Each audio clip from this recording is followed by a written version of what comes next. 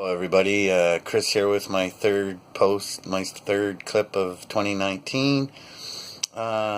This one is going to be who works for you. Not what do you do or who do you work for, but who works for you. Well, who works for you is your elected officials. That's who works for you, or who's supposed to be working for you. And it doesn't matter what party you're voting for. Those in office are supposed to have only the best intentions for all of us, regardless of our political views or which party we voted for. So regardless of how much you make or don't make, there's certain things that should be expected of our elected officials, like care for those who need caring, shelter for those who need sheltering. We have people who are allowing people who've committed heinous crimes, without naming any names, walking around on these streets free as a bird, driving kids voluntarily to school and back, and whatever else. And, this person that did something very terrible to a person on a bus, walking around free with a new name, no record. But we have nonviolent offenders who were no danger to us before they were in jail, still in jail, because of something that is now legal. Very interesting. So who works for you? Your elected officials or somebody else?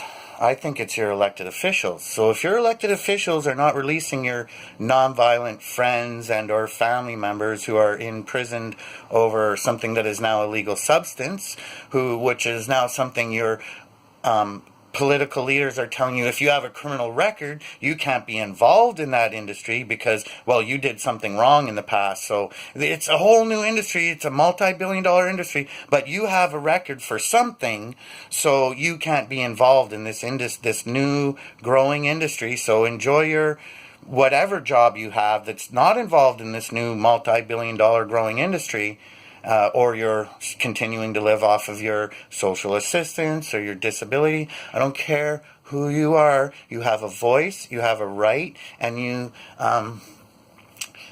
should be entitled, entitled might be the wrong word. You should be able to expect a level of common decency and a level of life standard. If you're on social assistance and the amount of money you're receiving isn't enough to cover your rent, so your whole check is going to your rent and you still got to get more to cover the rent, and you haven't paid a single bill yet or bought a single piece of food to feed yourself, there's something wrong with that equation when we've got nonviolent prisoners in jail being paid for by your tax dollars, by your elected officials.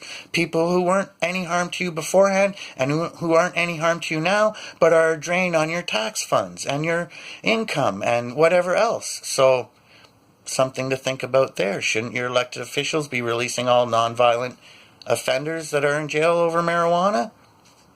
Just a thought. Just a thought. When will the last nonviolent prisoner be released from a Canadian jail? Will it be before the end of 2019? By the end of 2021? I wonder what the longest sentence for the biggest nonviolent pot offender is in Canada, whether they're male or female, it's neither here nor there. I just wonder when their sentence comes to an end and they're finally going to be released and get to enjoy what our government is calling freedom, what they're going to give back to them as a so-called freedom. From their nonviolent offense that they committed. So anyways, I don't know. On that happy note, I'm just trying to bring people to an awareness that it's 2019. There's still not clean drinking water on reservations. We still don't have any real new homeless shelters, but we're building a library. We need a library, but let's not house the homeless who are freezing to death right now. Anyways, please, wherever you are, whether you have money or not, you can pick up your phone. You can tell your elected officials who are supposed to be working for you, regardless of who you vote for or what riding you live in. They're supposed to be working for you in your cities, in your towns, across your country, giving you what you would like to see and what you would like to have and the changes you would like to see happening. So, Yeah. Blessings to all. Peace. Um, Stand up and do the right thing. Say something. Make a phone call at the very least. Call your officials. Ask for some answers. Doesn't matter who's in that MP's office, what political banner they have over their head. Next year, even if it's another political party with a different political banner, it's the same office. It's the same position. It's still nothing happening for the change you want to see. So put the pressure on them. Get out there and make your calls. Okay, cheers.